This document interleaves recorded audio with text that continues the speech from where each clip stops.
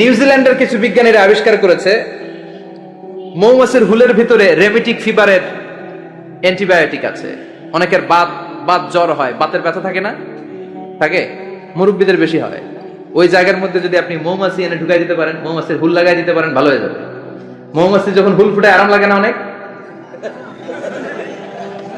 খাইছেন, কামড় খাইছেন? হ্যাঁ, মজা লাগে।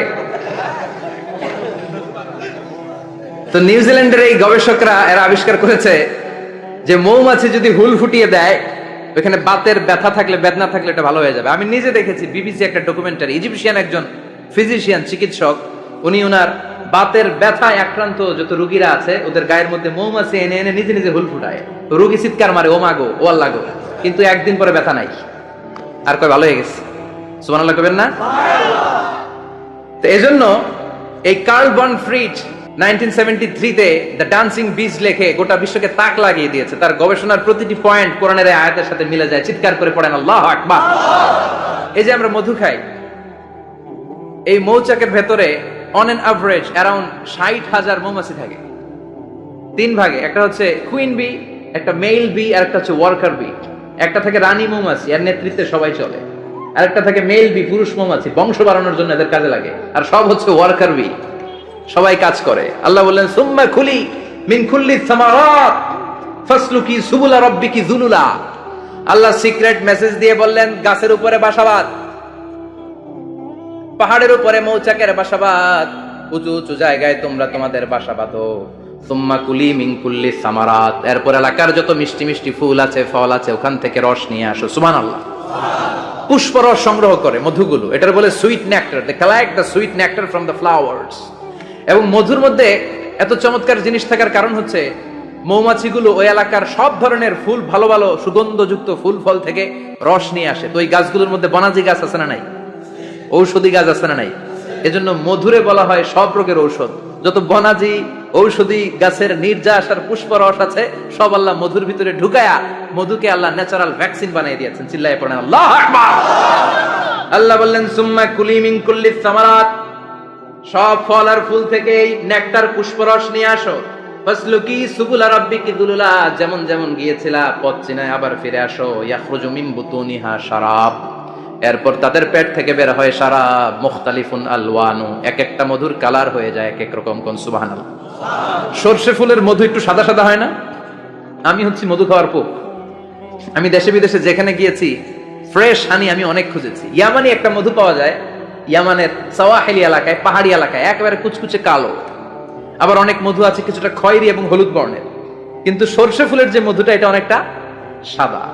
এই পুষ্পরস নিয়ে মৌমাছিগুলো মৌচাকের মধ্যে ঢেলে দেয় না, এগুলো খেয়ে ফেলে। প্রত্যেকটা মৌমাছির পেটের ভেতরে আল্লাহ দুইটা করে স্টোমাক দিয়েছে, পাকস্থলী। সুবহানাল্লাহ পড়ে। এটাই Karl von Frisch the dancing bees বইয়ের মধ্যে লিখেছে গবেষণায়, যে দুইটা পাকস্থলী।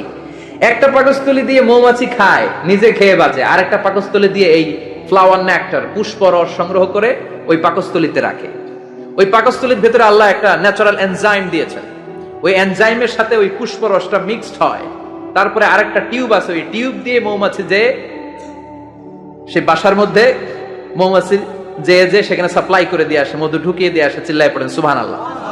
তার মানে বিষয়টা এমন না ফুলের রস নিয়ে মৌচাকের দিয়ে আসলো, ফুলের রস সে নেয়, তার স্পেশাল একটা স্টোমাকের মধ্যে ঢুকায়, সেখানে এনজাইম দিয়ে, পাচক রস দিয়ে আল্লাহ এটাকে সমৃদ্ধ করে দেয়। তারপর আলাদা একটা নল দিয়ে, টিউব দিয়ে মৌচাকের ভেতরে ঢুকিয়ে দেয়। কোন সুবহানাল্লাহ। কি অসাধারণ পদ্ধতিতে আল্লাহ মধু বানালেন।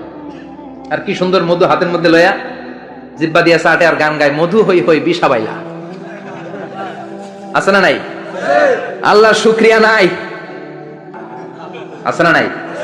ডাকাইত। এই মধু খেয়ে শুকরিয়া করতে হবে কার? আল্লাহ বললেন ইয়াখরুজু মিন বুতুনিহা, এটা মধু সরাসরি চলে আসে না, ওর পেট থেকে বের হয়। মুখতালিফুন আলওয়ানুহু, বিভিন্ন রঙের মধু। আছে না নাই? ব্ল্যাক কালারের মধু হয়, হোয়াইট হানি হয়, অর্গানিক হানি হয়, ক্রিমড হানি হয়। কত ধরনের মধু যে আল্লাহ পৃথিবীতে রেখেছে তার ইয়ত্তা নাই। এরপর আল্লাহ বললেন ফিহি শিফাউন লিন্নাস, মধুর ভিতরে শিফা দিয়েছে কে? আল্লাহ। এজন্য বিশ্বনবীর খাদ্য তালিকার মধ্যে মধু আছে না নাই? বিশ্বনবী সুগন্ধযুক্ত ওয়ালা মধু খেতেন, দুর্গন্ধযুক্ত ওয়ালা কোনো মধু মুখে নিতেন না। সুবহানাল্লাহ। বিশ্বনবীর জামানায় মাগাফির নামে একটা মধু ছিল, দুর্গন্ধযুক্ত। এটা কখনো বিশ্বনবী মুখে নিতে চাইতেন না। সুগন্ধযুক্ত মধু সবসময় বিশ্বনবী খেতেন। বিশ্বনবীর স্ত্রীরা এই সুগন্ধিযুক্ত মধু বোতলের মধ্যে প্রিজার্ভ করে রাখতেন বিশ্বনবীকে দেওয়ার জন্য। বিশ্বনবী প্রাণ ভরে এগুলো পান করতেন, সুবহানাল্লাহ। বিশ্বনবী যে সমস্ত খাদ্যগুলো পছন্দ করতেন হাদিসে এসেছে, বিশ্বনবী রুটি খেতেন, খেজুর খেতেন, খেজুর, খেজুর চিনেন, বালাহ, তামার, দুধ খেতেন, এই মধু খেতেন, জব খেতেন, বার্লি খেতেন, লাউ খেতেন, রুম্মান, ডালিম ফল, আনার ফল, আনার চিনেন, আনার, এই আনার খেতে পছন্দ করতেন বিশ্বনবী। মাশরুম খেতেন, মাশরুম, মাশরুম চিনেন, ব্যাঙের ছাতার মতো। রেস্টুরেন্টে ইদানিং মাশরুমের স্যুপ পাওয়া যায়, এটা খাবেন। যাদের চোখের জ্যোতিতে সমস্যা, দৃষ্টিতে সমস্যা, খাবেন। হাদিসে এসেছে আল কামআতু মিনাল মান ওয়া মাউহা শিফাউন লিল আইন। মাশরুম হলো মান্না সালোয়ার মতো খাবার। মাশরুমের স্যুপ যারা খাবে, চোখের জ্যোতি যাদের কম, তাদের চোখের জ্যোতি বাড়িয়ে দিবে কে? বুখারীর বর্ণনা, কানা রাসূলুল্লাহ ইউহিব্বুল হালাওয়া ওয়াল আসাল। বিশ্বনবী মিষ্টান্ন খেতে বড্ড পছন্দ করতেন, আবার বিশ্বনবী বেশি বেশি মধু খেতে পছন্দ করতেন, সুবহানাল্লাহ। কোরআনে দুইটা জিনিসের ক্ষেত্রে আল্লাহ শিফা যোগ করেছেন, যে দুইটা জিনিসের সাথে সম্পৃক্ত হলে শিফা। এক হচ্ছে কোরআন পড়লে শিফা, অনুনাজ্জিলু মিনাল কোরআনি মা হুয়া। আবার কোরআনে এই আয়াতের ক্ষেত্রে বলা হয়েছে শিফা ফিহি শিফাউন লিন-নাস। এজন্য সাইয়েদনা ইবনে মাসউদ এই উম্মাহকে উদ্দেশ্য করে বলেছেন, আলাইকুম বিশিফাইন, তোমাদের উচিত দুইটা জিনিস থেকে শিফা নেয়া। এক হলো কোরআন, দুই হলো আসাল মানে মধু। কোন সুবহানাল্লাহ। কোরআন তেলাওয়াত করলে অসুস্থরে সুস্থ করে দেয় কে? সূরা ফাতিহা তেলাওয়াত করলে অসুস্থকে সুস্থ বানিয়ে দেয় কে? আবার মধু খেলে সুস্থ বানিয়ে দেয় কে? মধু খেয়ে প্রশংসা করবেন কার? নাকি মধু হই হই বিষাবাইলা বলবেন এগুলো কখনো? খাঁটি মধু খেতে হবে। তাহলে ফিহি শিফাউন লিন-নাস, কত কিছু দিয়ে যে আল্লাহ এটাকে সমৃদ্ধ করেছেন। এটার মধ্যে গ্লুকোজ আছে, এটার মধ্যে সুক্রোজ আছে, ফ্রুকটোজ আছে, প্রোটিন আছে, মিনারেলস আছে, ক্যালসিয়াম আছে, ভিটামিন আছে। খাইলেই শরীর গরম হয়ে যায়, সুবহানাল্লাহ। এজন্য শীতকালে বেশি বেশি খাবেন, জাম্পার লাগবে না। শীতকালে মধু খেয়ে রাত্রে বেলায় বের হবেন, আর মাফলার পেঁচিয়ে বেরোয়া লাগবে না, সুবহানাল্লাহ পড়েন। তার মানে আল্লাহ বললেন ইয়াসিন ওয়াল কোরআনিল হাকিম, প্রজ্ঞাময়, বিজ্ঞানময় কোরআনের কসম। কোরআনের ভেতরে বিজ্ঞান আছে না নাই? বিজ্ঞানের কথা এই তো শুরু করলাম, আজকে সারা রাত বিজ্ঞানের কথা বলবো। থাকবেন কতক্ষণ? হ্যাঁ, স্লোগান দেন লিল্লাহি তাকবীর।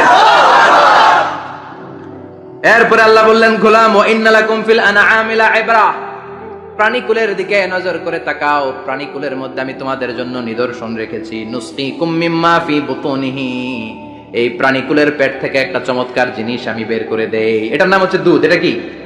দেখেন, একই আয়াতের মধ্যে আল্লাহ মধুর কথাও বললেন, আবার দুধের কথাও বললেন। দুধটা কিভাবে হয়, উৎপন্ন হয়, মধু কেমনে হয়, ইঞ্চি ইঞ্চি কথা এই কোরআনের ভেতরে তুলে ধরলেন কে?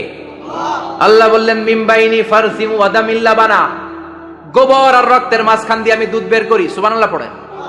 আমরা যাই এই গাভীর ওলান টানা শুরু করি সকালবেলা বিসমিল্লাহ বলে, কিন্তু কেমনে যেটা আসে ওইদিকে নজর নাই, ডাকাত। বিসমিল্লাহ বলে শুরু করে না, দুধ খাই আলহামদুলিল্লাহ পড়েন, আছে না নাই? আল্লাহ বলেন মেকানিজমটা শোনো কেমনে আমি খাওয়াই। আল্লাহ বললেন মিমবাইনি ফারসিম ওয়া দামিল লাবানা, গোবর আর রক্তের মাঝখান দিয়ে আমি দুধ বের করে দেই। সুবহানাল্লাহ।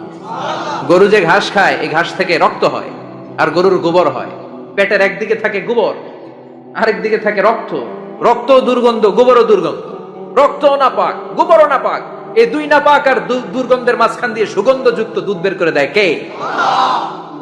আল্লাহ বললেন মিমবাইনি ফারসিম ওয়া দামিল লাবানা, গরু যে খাবারগুলো খায়, ওই খাবারের এক পাশ দিয়ে গোবর হয়ে যায় আর এক পাশ দিয়ে রক্ত হয়ে যায়, মাঝখান দিয়ে দুধ বের করে দেয় কে? What a amazing mechanism of discharging milk from animal's body. What an amazing mechanism. একদিক দিয়ে গোবর দুর্গন্ধ, আরেক দিক দিয়ে ঘাস খাওয়ার কারণে রক্ত হয়, মাঝখান দিয়ে দুধ বের হয়ে যায়। সুবহানাল্লাহ। আবার বাছুর ছাড়া দুধ পাওয়া যায় না। বাছুর ছাড়া দুধ পাওয়া যায়? শুধু গাভী, বাছুর নাই, দুধ আসবে? আবার এই যে বিশাল বড় ওলান, 20 কেজি দুধ দেয় প্রতিদিন, এই ওলান কাটলে দুধ পাওয়া যায়? এক ফোঁটা দুধও ওলানটা কেটে টুকরা টুকরা করলে আপনি পাবেন না। এটা আলাদা মেকানিজম। এটা ভিতর থেকে একটা নির্যাস, বাছুর নিয়ে দুইটা ঢু মারবেন, ওই নির্যাস দিয়ে দুধ বেরোতে থাকবে, গোবর আর রক্তের মাঝখান দিয়ে চিৎকার করে পড়েন আল্লাহু আকবার। এজন্য বিশ্বনবী বলতেন বেশি বেশি দুধ খাও। দুধ হলো সুষম খাদ্য। পৃথিবীতে আবিষ্কৃত যত খাবার আছে, দুধের চাইতে ভালো খাবার আছে নাকি? কথা কন। মানুষ পানি খেয়ে 3-4 দিন বাঁচে জানেন, আর পানির মধ্যে লবণ দিলে 7-8 দিন বাঁচতে পারবেন। আর দুধ পাইলে আজীবন বাঁচবে না। দুধ খেয়ে যদি হজম করতে পারেন, দুধ খেয়ে হজম করতে পারলে আজীবন বেঁচে যাবেন, সুষম খাদ্য। বিশ্বনবী যে রাতে মেরাজে যাবেন, সিদরাতুল মুনতাহা পার হওয়ার পরে বিশ্বনবীর পরীক্ষা শুরু হলো। বিশ্বনবীকে বুখারীর বর্ণনা 3টা গ্লাস দেয়া হলো। কাদাহ ফিহি লাবান, এক গ্লাসের মধ্যে দুধ ছিল, ওয়া কাদাহ ফিহি আসাল, আর এক গ্লাসের মধ্যে ছিল মধু, আর এক গ্লাসের মধ্যে ছিল মদ। কাদাহুন ফিহি খামার। বিশ্বনবীকে 3টা গ্লাস দিয়ে বলা হলো, নবী চুজ করেন কোনটা নেবেন। এক গ্লাসে মধু, আরেক গ্লাসে দুধ, আরেক গ্লাসের মধ্যে বিশ্বনবীকে দেয়া হলো মদ। বিশ্বনবী বললেন যে এই গ্লাসের ভেতরে দুধ আছে, আমি ওই পেয়ালাটা নিলাম। সাইয়েদনা জিবরাইল বললেন, ইয়া রাসূলুল্লাহ আখাস্তাল ফিতরা, আপনি যেমন নিছেন তেমন। সুবহানাল্লাহ কইবেন না? বিশ্বনবী দুধ খেতে পছন্দ করতেন, আর বিশ্বনবী বলতেন আলাইকুম বি আলবানিল বাকার, বেশি বেশি গরুর দুধ খাবা। ফা ইন্নাহা তুরাম্মু মিনাল আশজার, কেননা এটা সবুজ লতা পাতা ঘাস পাতার নির্যাস। গরু কি খায়? ঘাস খায় না? এই ঘাসের নির্যাস হচ্ছে দুধ। বিশ্বনবী বলতেন বেশি বেশি দুধ খাবা। ফিহি শিফা, এর মধ্যে শিফা আছে। ফি লাবানিহা শিফা ওয়া লুহমিহা দা, গরুর দুধে আছে শিফা, গরুর গোশতের মধ্যে আছে রোগ। সুবহানাল্লাহ। কত বড় ফিলোসোফার বিশ্বনবী। বিশ্বনবী বলে গিয়েছেন গরুর দুধ বেশি খাও, কিন্তু গোশত বেশি খাইও না। আর আমরা গরুর গোশত পাইলে কোপায় ফেলাই। সাদা ভাত আর ঝাল গরুর মাংস যদি হয়, ওই যে অনেকের জিহ্বায় পানি চলে আসছে। সুবহানাল্লাহ কইবেন না? বিশ্বনবী বলতেন দুধ খাও, গোশত খাইও কম। গরুর গোশত কম খাবা, গরুর দুধ বেশি খাবা। সুস্থ রাখবে কে? আল্লাহ। আবার বিশ্বনবী মায়েদেরকে বলেছেন, ও মায়েরা, সন্তান হওয়ার পরে 2 বছর দুধ খাওয়াবা। আল্লাহু আকবার। ওয়াল ওয়ালিদাতু ইউরদি'না আওলাদাহুন্না হাওলাইনি কামিলাইনি লিমান আরাদা আন ইউতিম্মার রাদাআ। সন্তান যারা পেয়েছো মায়েরা, বোনেরা, 2 বছর দুধ খাওয়া সন্তানকে সুস্থ রাখবে কে? আল্লাহ। বাচ্চা ডেলিভারির পরপরই আল্লাহ তাআলা মায়ের বুকে একটা দুধ দেয়, এটাকে বলে শাল দুধ। এটা হচ্ছে বাচ্চার জীবনের প্রথম প্রাকৃতিক টিকা। সুবহানাল্লাহ কয় না? এটা বেবির জীবনে ন্যাচারাল প্রাকৃতিক টিকা, প্রতিষেধক আল্লাহ দিয়ে দিয়েছে। আপনার বাচ্চাকে টিকা দিন, স্লোগান আছে না? 5টা-7টা টিকা দেয়া লাগে। প্রথম টিকাটা আল্লাহ নিজেই ফ্রি দিয়ে দিছে। এটা শাল দুধের ভেতরে পাওয়া যায়। এজন্য বাচ্চাকে শাল দুধ খাওয়াতে হবে। তার ব্রেনের গ্রোথ হবে, সে শক্তিশালী হবে, সে দেশপ্রেমিক হবে, সে আল্লাহওয়ালা হবে। চিল্লা এখন ঠিক কিনা? যে মায়েরা বাচ্চারে দুধ খাওয়ায়, ওই বাচ্চারা মায়েরে ভালোবাসে বেশি। আর যেই মা গুলো বাচ্চারে দুধ না খাওয়ায় আর ডানু খাওয়ায়, আর কি কি আছে? হরলিক্স আর সিরালেক, কমপ্লেট। যারা এগুলো খাওয়াবে, ডানু খাওয়াবে, যারা ল্যাকটোজেন খাওয়ায়, যারা বুকের দুধ খাওয়াতে চায় না কোনো কারণ ছাড়া, 2 বছর বাচ্চারে দুধ দিতে চায় না, এই বাচ্চাগুলো বড় হলে ওই মারে বৃদ্ধাশ্রমে দিয়ে আসবে। কথা কন, কথা কন। এজন্য মায়েরা, বোনেরা, সন্তান হলেই তাকে বুকের দুধ দিয়ে আল্লাহর পক্ষ থেকে যে টিকাটা, এই টিকাটা পেটের ভিতরে ঢুকাই দিতে হবে। চিল্লা এখন ঠিক কিনা? এটা হচ্ছে ন্যাচারাল টিকা। এজন্য আল্লাহ বললেন ইয়াসিন ওয়াল কোরআনিল হাকিম। ইয়াসিন, বিজ্ঞানময় কোরআনের শপথ। কোরআনের মধ্যে বিজ্ঞান আছে না নাই? অভাব নাই। কয়টা শুনবেন? আল্লাহ কসমোলজির কথা বলেছে, অ্যাস্ট্রোলজি কথা। কসমোলজি হচ্ছে সৃষ্টি তত্ত্ব। কসমোলজি কি? সবাই বলেন কসমোলজি কি? আল্লাহ বললেন আওয়ালাম ইয়ারাল্লাযীনা কাফারু আন্নাস সামাওয়াতি ওয়াল আরদা কানাতা রাতকান ফাফাতাকনাহুমা। কাফেররা কি দেখে না মহাবিশ্বের সবকিছু একসাথে মিলে ঝিলে ছিল, বিশাল এক বিস্ফোরণের মাধ্যমে আমি মহাবিশ্ব তৈরি করেছি। সুবহানাল্লাহ। আদিতে, শুরুতে কিন্তু সব আকাশ, বাতাস, জমিন, চন্দ্র, সূর্য, নক্ষত্র, গ্রহ, নিহারিকা পুঞ্জ, গ্যালাক্সি, ব্ল্যাক হোল সবকিছু মিলেমিশে একসাথে ছিল। এটার ঘনত্ব ছিল খুব বেশি। মহাবিশ্বের সবকিছু ছিল একটা বিন্দু। এটাকে বিজ্ঞানীরা নাম দিয়েছে দ্য সিঙ্গুলারিটি, মহা একত্ব। এরপর একটা প্রচন্ড বিস্ফোরণের মধ্য দিয়ে মহাবিশ্ব সৃষ্টি হয়েছে। এটার ওরা নাম দিয়েছে বিগ ব্যাং থিওরি। কি নাম? স্টিফেন হকিং মারা গেছে না গত বছর নাকি? হ্যাঁ, বছর খানিক আগে মারা গিয়েছে। সবচেয়ে বড় পদার্থবিজ্ঞানী ছিল। সে একটা বই লিখেছে, from the brief history of time, a brief history of time from big bang two black hole. সেখানে সে প্রমাণ করেছে কোরআনের এই আয়াত, কানাতা রাতকান, মহাবিশ্বের সবকিছু একটা বিন্দু ছিল। চাঁদ, সূর্য, গ্রহ, তারা সবকিছু ছিল। কথা বলেন, সবাই বলেন, একটা মাত্র বিন্দু ছিল। আল্লাহ বলেন, don't the disbeliever observe that the heavens and earth were joined together, then I separated with a gigantic sound, explosion. সব একসাথে ছিল, চাঁদ তারা আকাশ নদী নালা সব একসাথে। তারপর একটা বিকট বিস্ফোরণের মধ্য দিয়ে পৃথিবী হয়েছে, চাঁদ হয়েছে, চন্দ্র হয়েছে, সূর্য হয়েছে, মহাবিশ্বের সবকিছু এই মহাবিস্ফোরণের মধ্য দিয়ে হয়েছে। চিৎকার করে পড়েন আল্লাহু আকবার। এই যে ছোট্ট পৃথিবীতে আমরা বসে আছি, এই পৃথিবীর চেয়ে সূর্য 13 লক্ষ গুণ বড়। চিল্লায় পড়েন আল্লাহু আকবার। এটা কি বাড়ির কাছের কথা? 13 লক্ষ গুণ বড়, কল্পনা করা যায়? তার মানে কি সূর্যই সবচেয়ে বড়? না, সূর্যের চেয়ে অনেক বড় বড় তারা আছে। ব্যাটেল জিউস নামে একটা তারা আছে মহাকাশে, যেটা যে সূর্য পৃথিবীর চেয়ে 13 লক্ষ গুণ বড়। এই ব্যাটেল জিউস তারা সূর্যের চেয়ে 33 কোটি গুণ বড়। এই ব্যাটেল জিউস তারাটাই কি সবচেয়ে বড়? না, এর চেয়েও কত বড় তারা যা আছে কোনো হিসাব নাই। এরকম বিশাল বিশাল তারা ঘুরতে ঘুরতে মাওয়াকিউন নুজুম, ব্ল্যাক হোল নামে একটা রেঞ্জ আছে। এই রেঞ্জের মধ্যে যদি ঢুকে যায়, ছোট্ট বাচ্চার মুখে চকলেট দিলে বাচ্চা যেমনি চকলেট চুষে খেয়ে ফেলে, এই বিশাল বিশাল তারাগুলো ব্ল্যাক হোলের মধ্যে ঢুকলে এক মুহূর্তের মধ্যে নিঃশেষ হয়ে যায়। চিল্লায় পড়েন আল্লাহু আকবার। এজন্য আল্লাহ বললেন, ফালা উকসিমু বিমাওয়াকিউন নুজুম, এই তারকা নিঃশেষ হওয়ার যে জায়গাটা, এই জায়গার কসম আমি কোরআনের মধ্যে খেলাম। এই ব্ল্যাক হোলের রেঞ্জের ভেতরে তারা আসলে মুহূর্তের মধ্যে নিঃশেষ বানিয়ে দেয় কে? একটা তারার চেয়ে আরেকটা তারা বড়। এরকম হাজার কোটি তারা মিলে আমাদের গ্যালাক্সি। এই গ্যালাক্সির নাম হচ্ছে মিল্কি ওয়ে। কি নাম? আমাদের গ্যালাক্সির নাম কি? সবাই বলেন তো। Milky way. কি নাম? এরকম একটা গ্যালাক্সি না, লক্ষ কোটি গ্যালাক্সি আছে। আমাদের গ্যালাক্সির পরে সবচেয়ে কাছের গ্যালাক্সির নাম অ্যান্ড্রোমেডা। কি নাম? এই অ্যান্ড্রোমেডা গ্যালাক্সি আমাদের গ্যালাক্সি থেকে 2.5 মিলিয়ন লাইট ইয়ার দূরে, মানে 25 লক্ষ লাইট ইয়ার। সুবহানাল্লাহ কইবেন না? আলোর গতি হচ্ছে পৃথিবীতে সবচাইতে বেশি বর্তমান সময় পর্যন্ত, জানেন? সেকেন্ডে কত মাইল? 1,86,000 মাইল। এক সেকেন্ডে আলো ছুটে 1,86,000 মাইল বেগে। এত বেগের কোন প্লেন বা রকেট নিয়ে যদি আপনি আমাদের গ্যালাক্সি থেকে মিল্কি ওয়ে থেকে অ্যান্ড্রোমেডাতে যেতে চান, তাহলে আপনার 25 লক্ষ বছর লেগে যাবে। সুবহানাল্লাহ বাড়িতে যাই বলেন।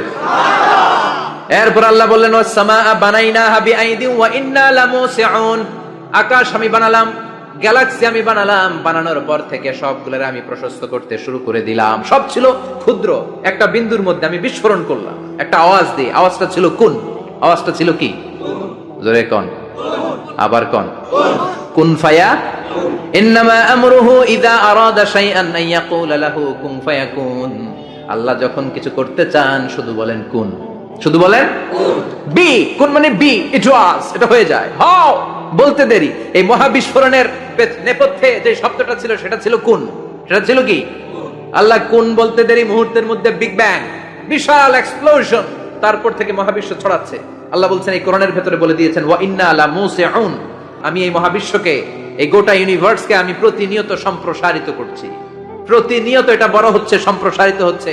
চিল্লায় বলেন আল্লাহু আকবার। আজ থেকে মাত্র 20 বছর আগে এটা তারা আবিষ্কার করেছে। এটা কোন সাল? 2020 বছর পেছনে গেলে কত? 1998, তাই না? এই 1998 সালে তারা আবিষ্কার করেছে সুপারনোভা কসমোলজি প্রজেক্ট।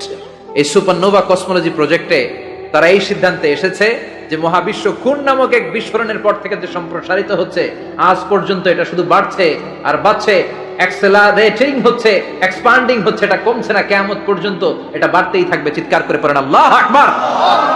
এজন্য আল্লাহ বললেন, ইয়াসিন ওয়াল কোরআনিল হাকিম, বিজ্ঞানময় প্রজ্ঞাময় কোরআনের শপথ। এই কোরআনের ভেতরে আমি কসমোলজির কথা বলেছি, অ্যাস্ট্রোলজির কথা বলেছি, জিওলজির কথা বলেছি, ফিজিক্সের কথাও বলেছি। সুবহানাল্লাহ।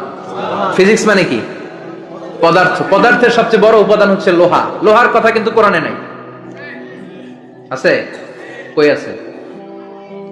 হ্যাঁ, সূরাতুল হাদিদ, লোহার নামে একটা সূরা দিয়েছে আল্লাহ কোরআনে। সুবহানাল্লাহ পড়বেন না? সূরার নাম সূরাতুল হাদিদ। সূরার নাম কি? চিল্লায় বলেন সূরার নাম সূরাতুল হাদিদ। হাদিদ মানে লোহা। আল্লাহ বললেন, ওয়া আনজালনাল হাদিদা ফীহি বা'সুন শাদীদ।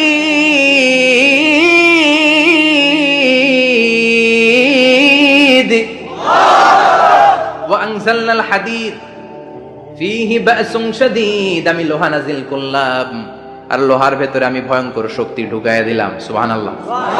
ফিহি মানাফিউ লিন-নাস, লোহার ভেতরে মানুষের জন্য অনেক কল্যাণ আছে। সুবহানাল্লাহ। লোহা ছাড়া পৃথিবীতে কিছু হয়? আংটি বানাতে লোহার দরকার আছে না নাই? ঘড়ি বানাতে, গাড়ি বানাতে, বাড়ি বানাতে, মোবাইল বানাতে, হেলিকপ্টার, প্লেন, রকেট, মাইকের স্ট্যান্ড। সুবহানাল্লাহ কোন?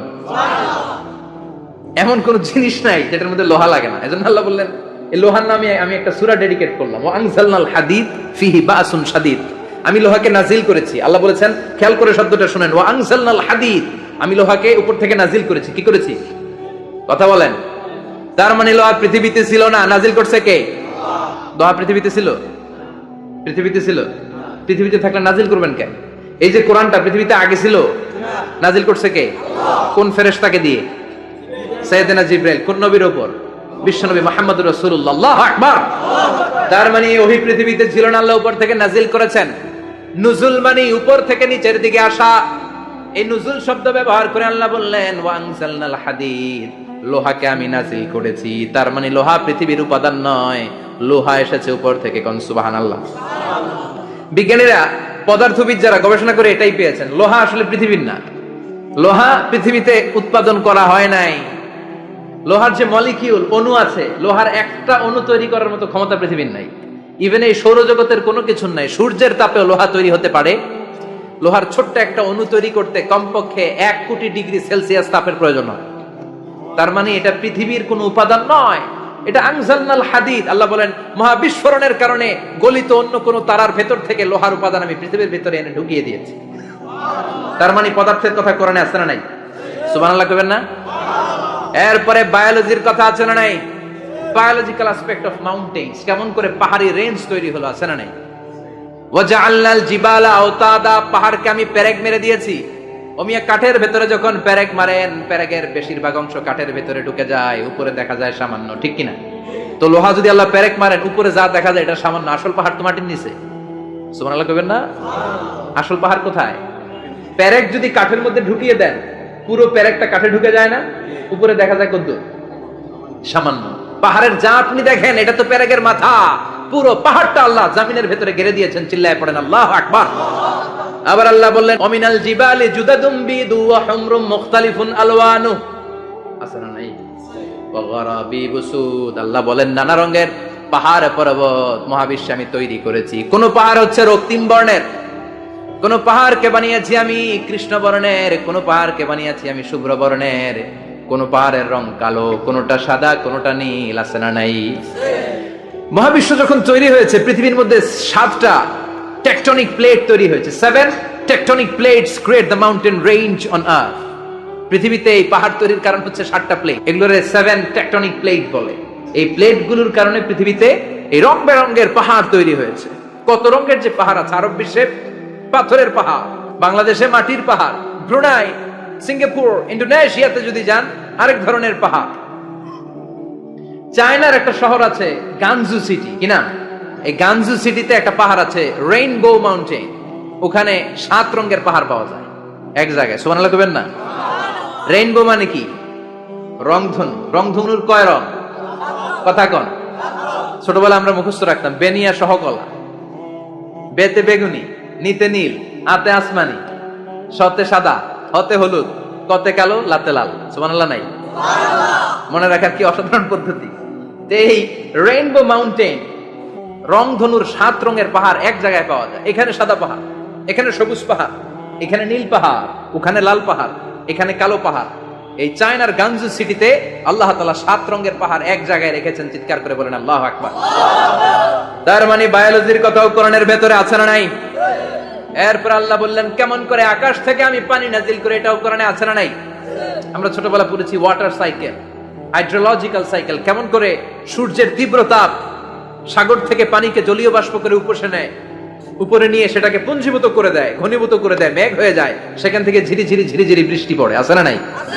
আর ওই বৃষ্টির গান আমরা গাই, এই বৃষ্টি ভেজা রাতে তুমি চলে যেও না। ওই বৃষ্টি পেয়ে আল্লাহর কাছে দোয়া করে না। বিশ্বনবী বলেন, রহমতের বৃষ্টির নিচে দাঁড়িয়ে কেউ যদি হাত তুলে দোয়া করে, ওই দোয়া কবুল করে কে? আল্লাহ। আবার আকাশের মধ্যে মেঘের ঘনঘটা দেখলে বিশ্বনবী পেরেশান হয়ে যেতেন, হয়রান হয়ে যেতেন।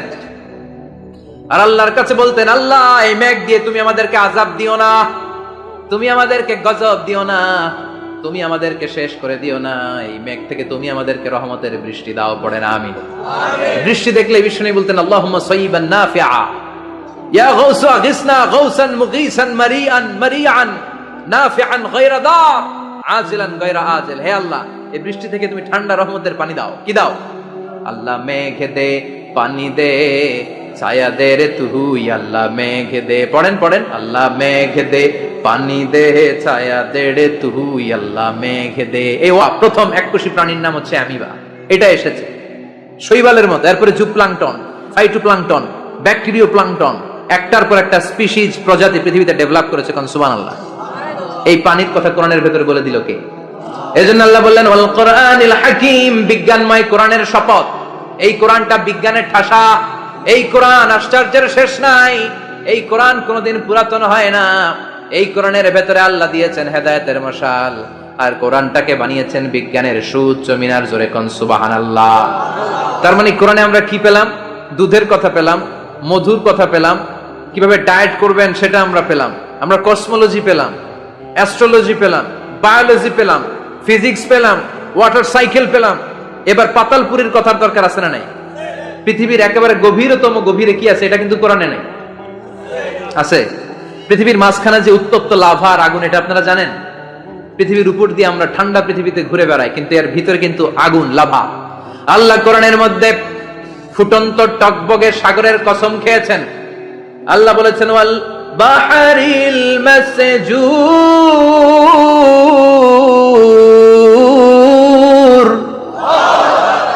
আমি কোরআনের ভেতরে ফুটন্ত টকবগে সাগরের পানির কসম খেলাম। পড়েন সুবহানাল্লাহ। সাগরের পানির ফুটন্ত টকবগে সাগরের পানির কসম। সাগরের পানি আবার ফুটন্ত হয় কি করে? পানি কি হয়? ঠান্ডা। পানি কি? কথা বলেন। আল্লাহ পৃথিবীর ভেতরকার কথা চিন্তা করে বলেছেন, ওয়াল বাহরিল মাসজুর। ইউনাইটেড স্টেটস অফ আমেরিকার নেভাল একাডেমির সায়েন্টিস্টরা এই আয়াতের উপর রিসার্চ করেছে যে সাগরের ভেতরে আবার এই ঠান্ডা পানির ভেতরে আবার উত্তপ্ত আগুনের লাভা আসলো থেকে। রিসার্চ করার জন্য তারা সাগরের ভেতরে পাইপ ঢুকিয়েছে। পাইপ ঢুকাতে ঢুকাতে অনেকগুলো লেয়ার তারা পার করেছে। রূপান্তর শিলার স্তর, পাললিক শিলার স্তর, আগ্নেয়গিরির শিলার স্তর, মার্বেল পাথরের অনেকগুলো শিলার স্তর পেরিয়ে যাওয়ার পরে তারা পাইপ ঢুকানোর পরে দেখতে পেয়েছে পাইপগুলো গলে যায়। পাইপগুলো কি হয়? তার মানে ভিতরে কি আছে? গত কয়েক মাস আগে জাপানে কিছু জিওলজিস্ট, ভূতত্ত্ববিদ, তারা গবেষণা করে পৃথিবীর এক মাথা থেকে আরেক মাথায় যেতে চাচ্ছে, মানে প্রতিপাদ স্থান। বাংলাদেশের এখান থেকে ছিদ্র করলে আপনি দক্ষিণ আমেরিকার চিলির সান্টিয়াগোতে যেয়ে উঠবেন। কথা বুঝতে পেরেছেন? তার মানে বাংলাদেশের প্রতিপাদ স্থান হচ্ছে দক্ষিণ সাউথ আমেরিকার চিলির সান্টিয়াগো। আবার ইন্ডিয়া থেকে ছিদ্র করতে করতে পৃথিবীর আরেক মাথা দিয়ে উঠবেন। সুবহানাল্লাহ বলেন। এটা তারা শুরু করেছে, কিন্তু এখনো সফল হয় নাই। ইউএস এর নেভাল একাডেমির সায়েন্টিস্টরা পাইপ ঢুকাতে ঢুকাতে দেখে একটা পর্যায় শেষে পাইপ আর ঢুকানো যায় না, পাইপগুলো পৃথিবীর ভেতরে যেতে যেতে গলে গলে পানি হয়ে যায়। সুবহানাল্লাহ কবেন না? এই রিসার্চ প্রজেক্টের যিনি চিফ, উনি বললেন, bring the waterproof pipe from America. America থেকে ওয়াটারপ্রুফ পাইপ নিয়ে আস। আমার এমন পাইপ লাগবে গবেষণা করার জন্য যে পাইপ আগুনে জ্বলে না। ওয়াটারপ্রুফের মধ্যে আগুন লাগালে আগুন ধরবে? বুলেট প্রুফে বুলেট মারলে বুলেট ঢুকবে? মাননীয় প্রধানমন্ত্রী শেখ হাসিনা যে গাড়িতে করে চড়ে, এটা বুলেট প্রুফ কার? গুলি মারলে ঢুকবে? আবার গুলি মারতে যায় না, 14 গোষ্ঠী উদ্ধার করে ছাড়বে আপনার, খবরদার। তো আমেরিকা থেকে ফায়ার প্রুফের পাইপ নিয়ে আসা হলো। নেভাল একাডেমির চিফ সায়েন্টিস্ট পাইপ ঢুকাতে আরম্ভ করলেন। ঢুকাতে ঢুকাতে পৃথিবীতে কিন্তু অনেকগুলো স্তর আছে, যে বালু মাটি, সব কিন্তু বালু মাটি নয়। আপনি খুঁড়তে খুঁড়তে পেয়ে যাবেন পাললিক শিলা, এরপরে রূপান্তরিত শিলা, এরপরে মার্বেল পাথরের শিলা, এরপরে শুরু হবে গরম আগ্নেয়গিরির শিলা। ওই শিলার ভেতরে এমন আগুন আল্লাহ রেখেছে, ওই নেভাল একাডেমির সায়েন্টিস্টরা ফায়ার প্রুফের পাইপ ঢুকাতে ঢুকাতে একটা লেভেল যাওয়ার পরে দেখেছে ফায়ার প্রুফের পাইপও গলে গলে মুহূর্তে পানি হয়ে যায়। তার মানে ভেতরে এমন আগুন আল্লাহ রেখেছে, ওই আগুনের তুলনায় পৃথিবীর আগুনের মতো নয়। ওই আগুনটাই জাহান্নামের আগুন। আবার বিজ্ঞানীরা গবেষণা করে ওই আগুনের মধ্যে মানুষের চিৎকার শুনেছে। এজন্য হাদিসে এসেছে, আল্লাহর ওলিরা, মুমিন বান্দারা মারা গেলে তাদের রূহগুলো আকাশে চলে যায়, ইল্লিনে চলে যায়। আর কাফের মুশরিক আর নাস্তিক গুলো মারা গেলে তাদের আত্মাগুলো পৃথিবীর মাঝখানে সিজ্জিনে চলে যায়। ওই সিজ্জিনের ভেতরে আগুন আছে না নাই? চিল্লায় বলেন। তার মানে পাতালপুরীর কথাও আছে, সাগরের কথাও আছে, আকাশের কথাও আছে। কেমন করে দুনিয়াতে আমরা আসলাম সেটাও আছে। এমব্রয়োলজি, ভ্রূণতত্ত্বের কথা কোরআনে আছে না নাই? পৃথিবীতে আল্লাহ কয়েক সিস্টেমে মানুষ বানালেন। সাইয়েদনা আদমকে বানালেন, মাও নাই বাবাও নাই। সাইয়েদনা আদম আলাইহিস সালামের বাবার নাম কি? মায়ের নাম কি? মাও নাই বাবাও নাই। আবার সাইয়েদনা ঈসা আলাইহিস সালামকে আল্লাহ তৈরি করলেন, শুধু মা আছে বাবা নাই। আবার আমাদের সবাইকে আল্লাহ বানালেন, মাও আছে বাবাও আছে, ঠিক কিনা? এরপরে ছোট্ট এক ফোঁটা নাপাক থেকে আল্লাহ আমাদেরকে বানালেন। এই এক ফোঁটা বীর্যের মধ্যে যে প্রাণ আছে, এটা দুজন বিজ্ঞানী আবিষ্কার করেছে। লিয়েন হুক মাইক্রোস্কোপ যন্ত্র দিয়ে তারা বীর্যের মধ্যে, স্পার্ম ড্রপের মধ্যে গবেষণা করে পেয়েছে যে ওখানে কি যেন নড়ে। ওই এক ফোঁটা ড্রপের মধ্যে কি যেন নড়ে।